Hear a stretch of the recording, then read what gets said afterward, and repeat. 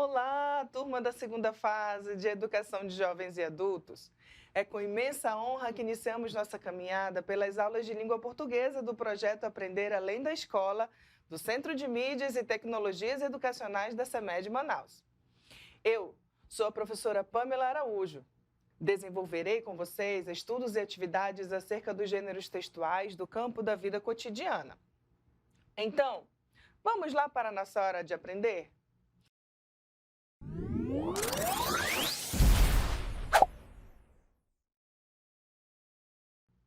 Quero resgatar o significado do que é essa vida cotidiana.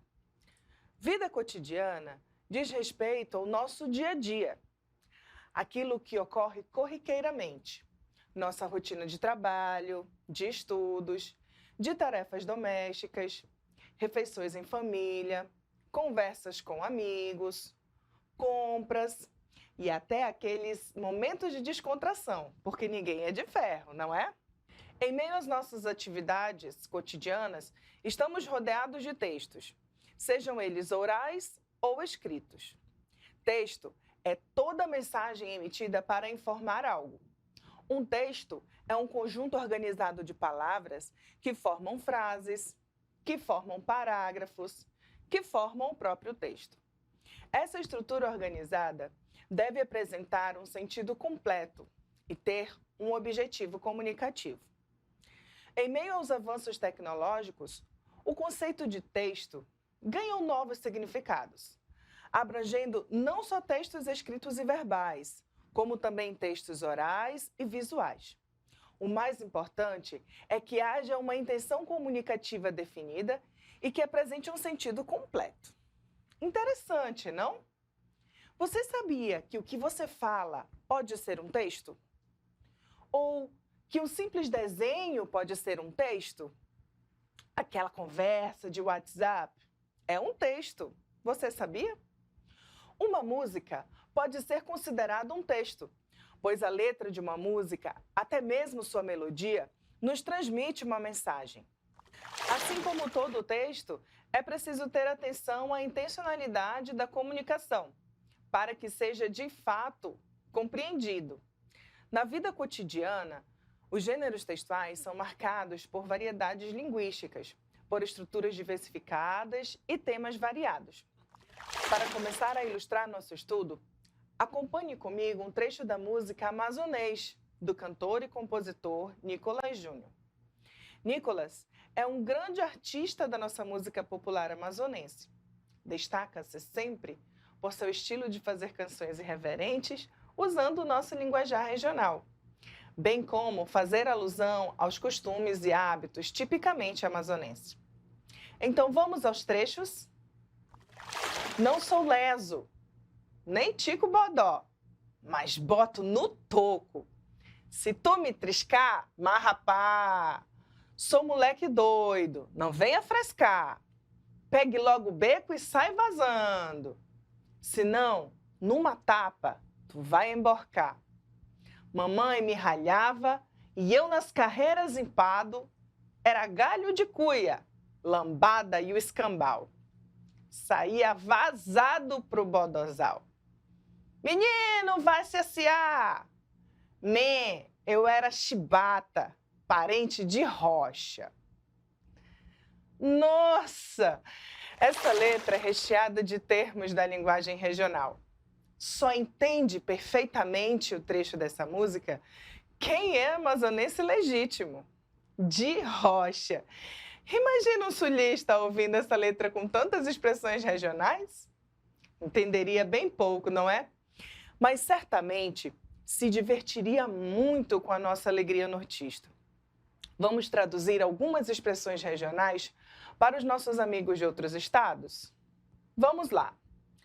De rocha quer dizer que é algo verdadeiro, sem mentiras. Leso é uma pessoa boba, de raciocínio lento. Triscar é o mesmo que chegar perto, encostar em algo. Pegar o beco quer dizer ir embora, sair de algum lugar. Carreira é o mesmo que ser rápido, correr. Morar no modosal é morar na periferia. E chibata é algo muito, muito bom. Esses são alguns exemplos de linguagem regional aqui do Amazonas. Agora lembrei de algo muito interessante. A palavra din-din. Em alguns estados, ele é conhecido como geladinho, sacolé, flau, miau. Nossa, o produtinho para variar de nome é o din-din, minha gente. E você, como chama essa delícia aí? Chamamos essas expressões regionais de linguagem coloquial. E o que é essa linguagem coloquial, meus queridos? A linguagem coloquial, também chamada de linguagem informal ou linguagem popular, nada mais é do que a linguagem falada no dia a dia pela maior parte dos falantes brasileiros. Ou seja, é a maneira simples de falarmos. É uma variação de linguagem muito comum.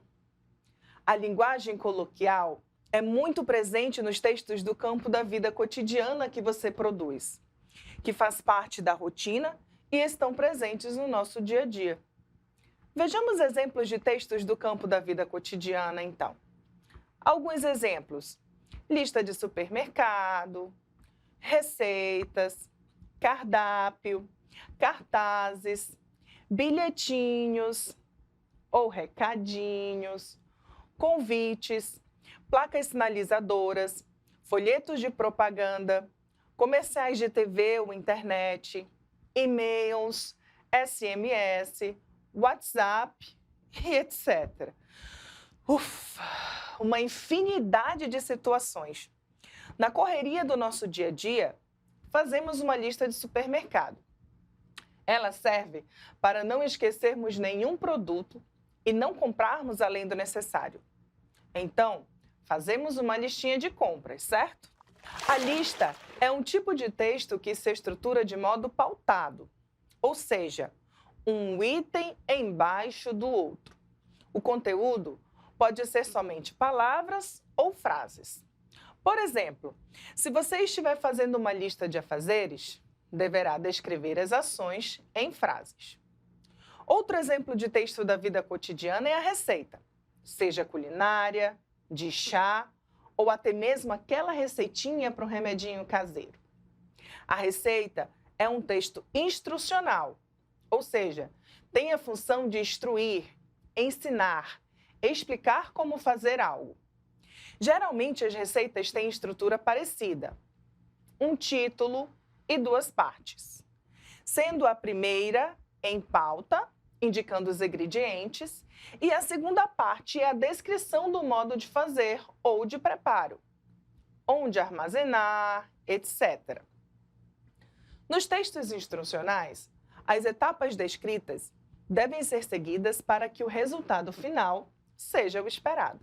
Essa estrutura de texto com duas partes serve também quando queremos produzir algo como artesanatos, consertos de roupas e objetos em reformas e construções, entre outros.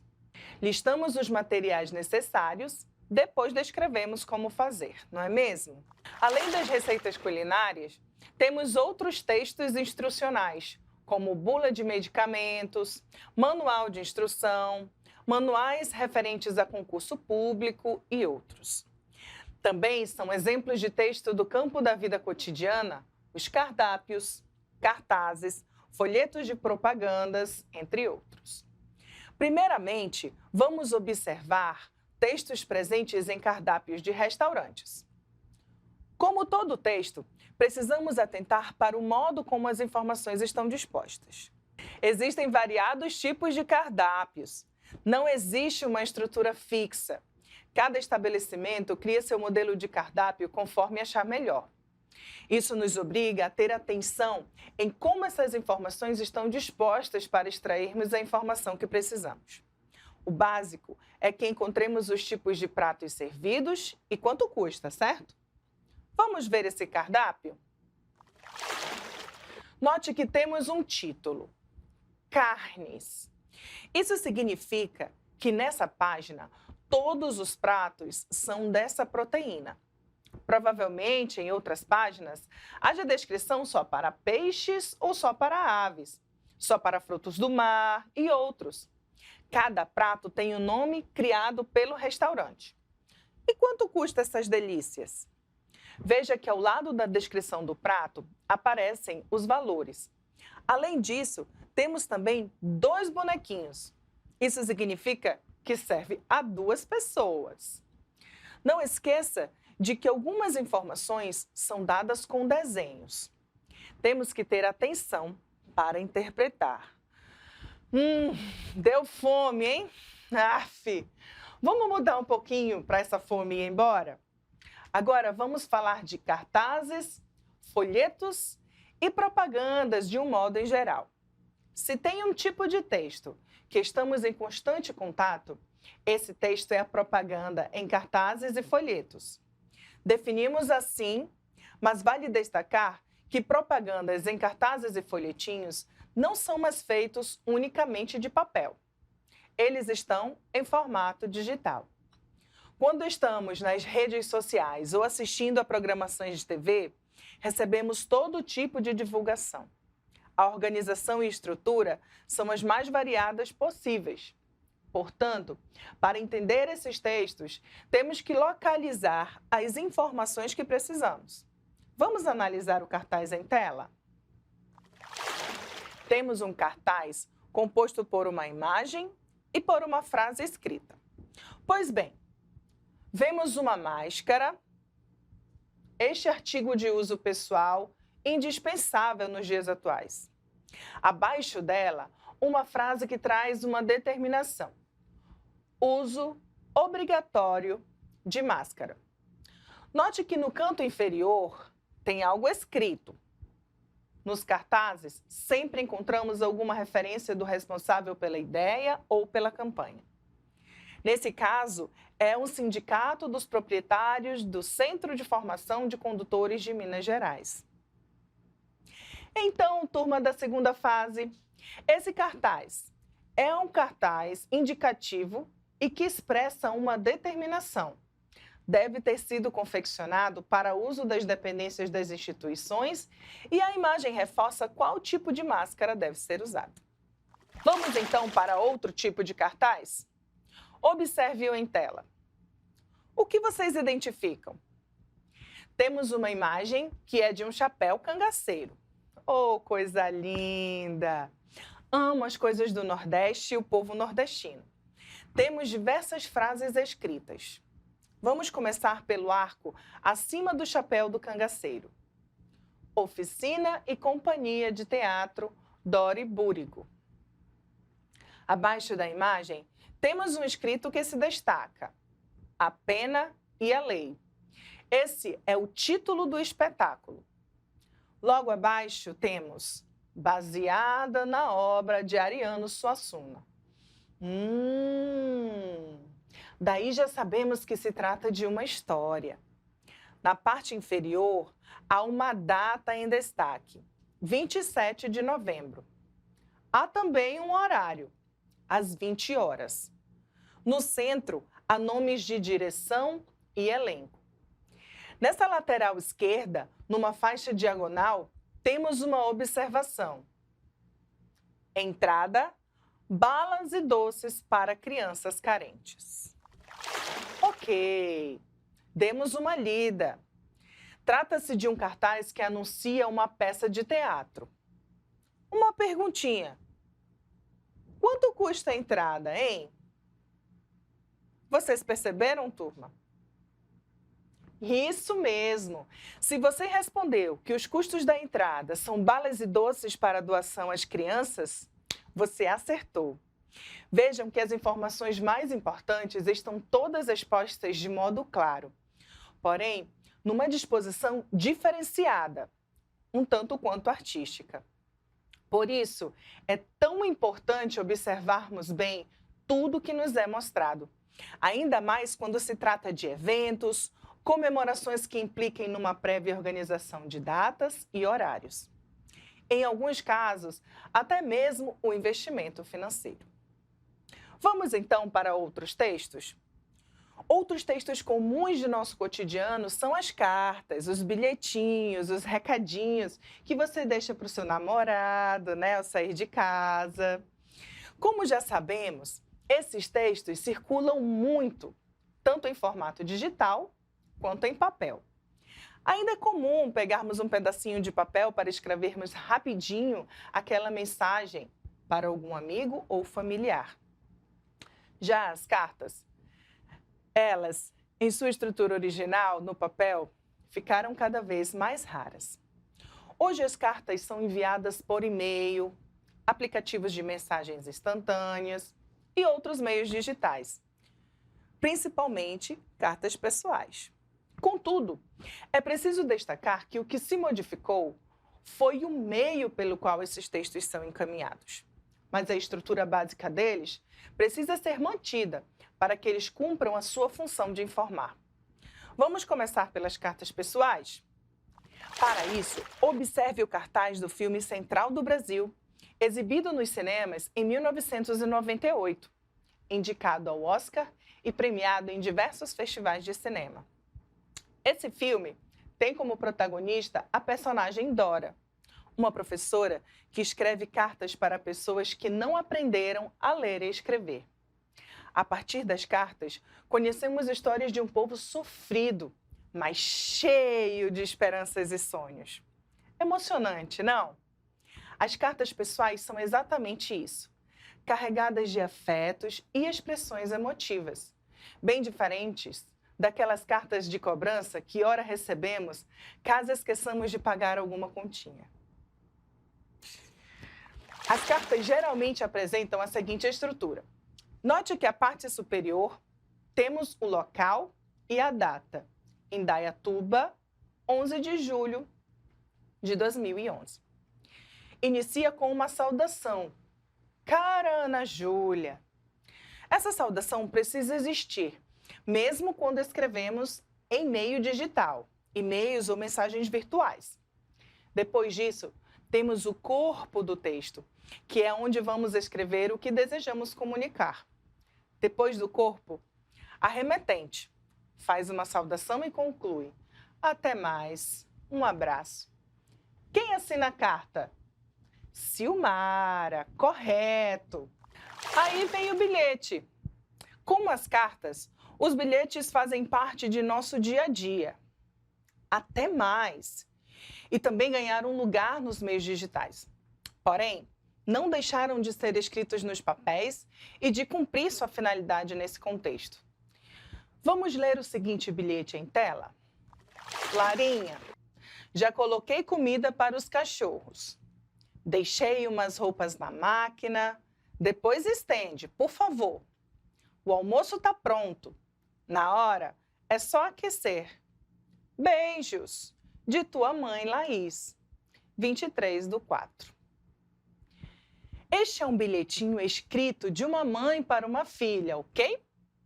Notem que o conteúdo desse bilhete, ou seja, a mensagem, consiste apenas em informar algo simples para que a menina providencie enquanto a mãe está fora. Vejam que a linguagem utilizada é a que chamamos de coloquial, ou seja, a nossa linguagem do dia a dia. Como percebemos isso?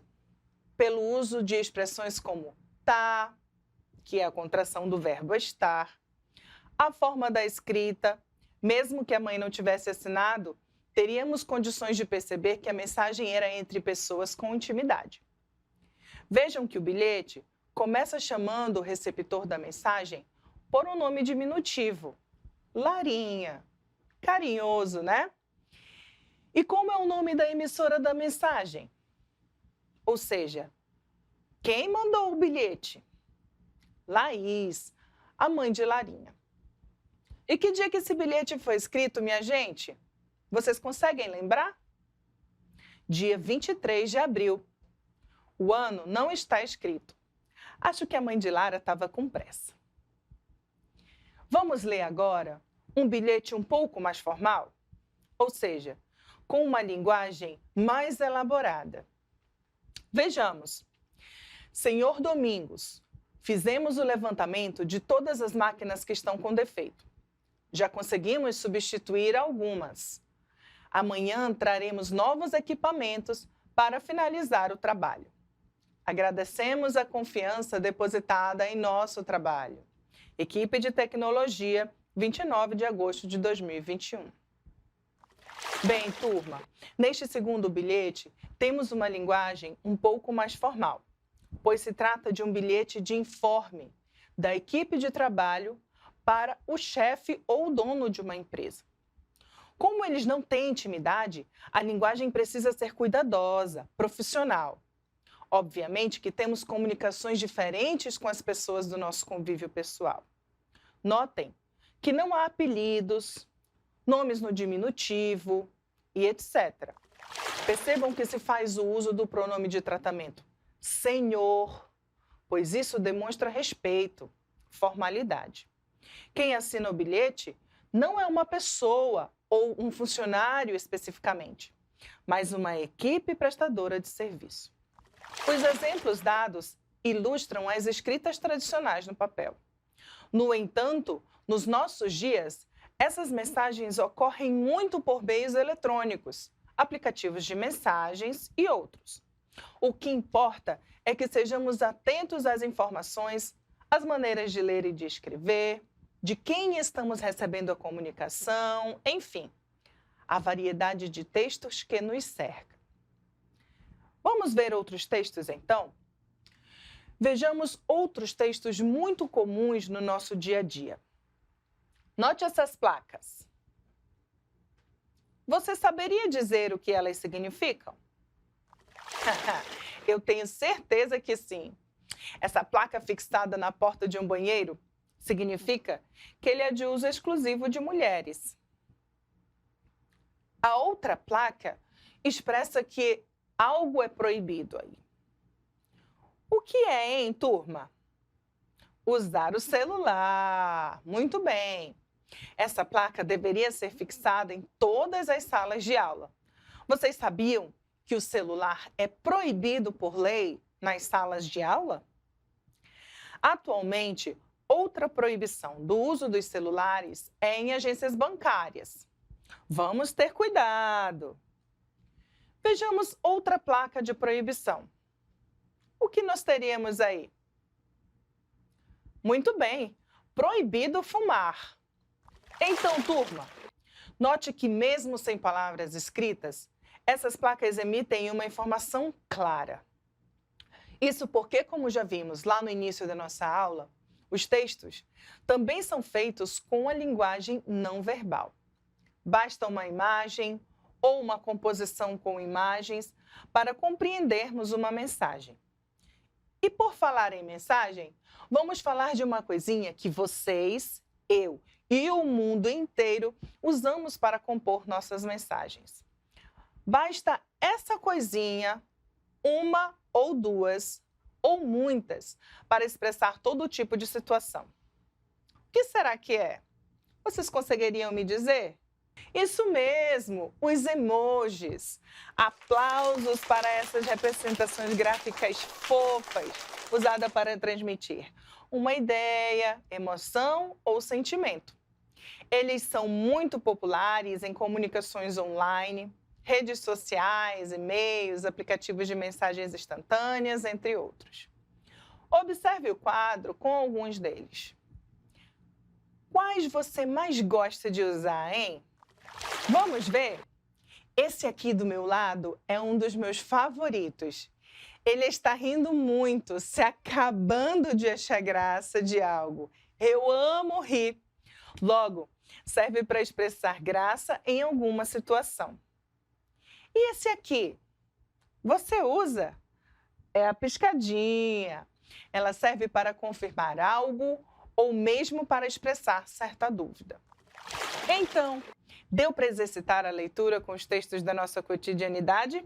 Espero que sim. Vamos para a nossa hora da atividade? Vem comigo!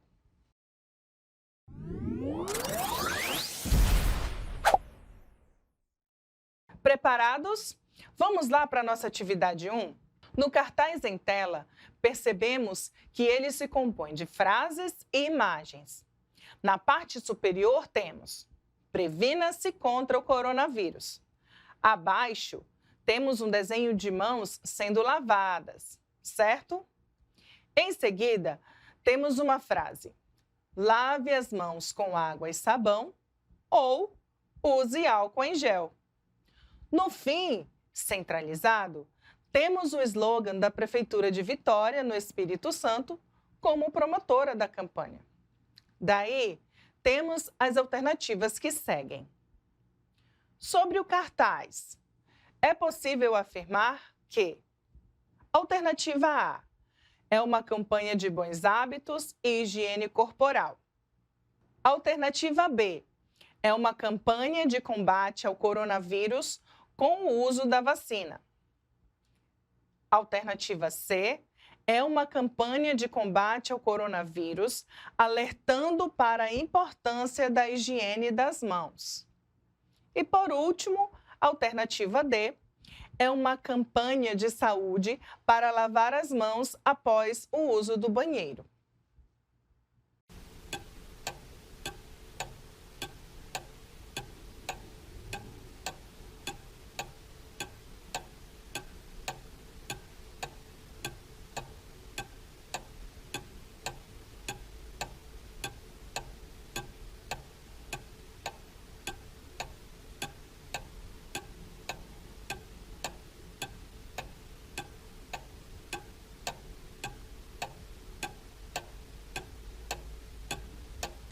Então, queridos, qual é que corresponde com o cartaz que acabamos de ler?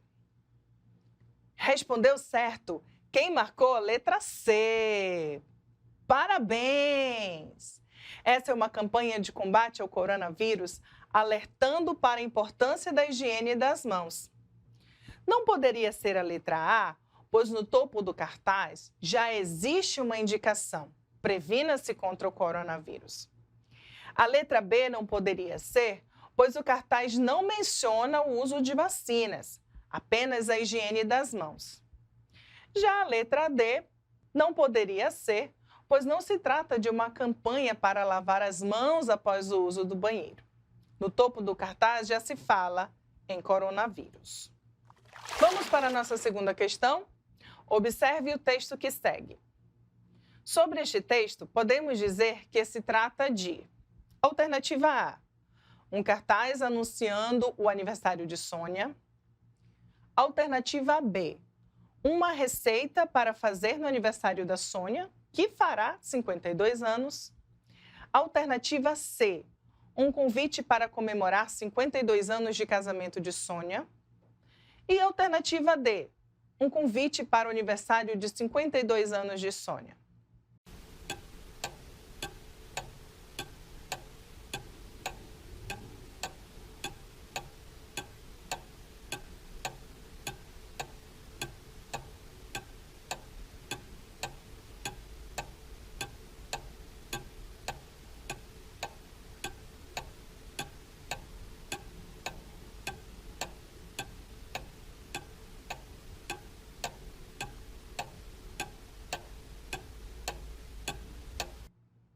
Então, o que a Sônia vai fazer, afinal? Parabéns! Se você respondeu a alternativa D, você acertou.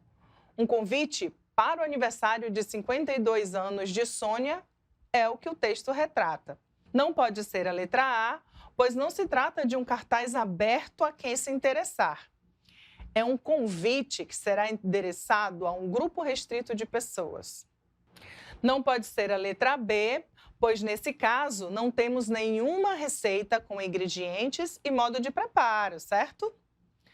Por sua vez, não poderia ser a letra C, pois não temos um convite de comemoração de casamento. Se assim fosse, teríamos o nome de Sônia com algum par. Logo, a resposta correta é a letra D. Agora vamos lembrar um pouco do que vimos na aula de hoje? Chegou a hora da revisão!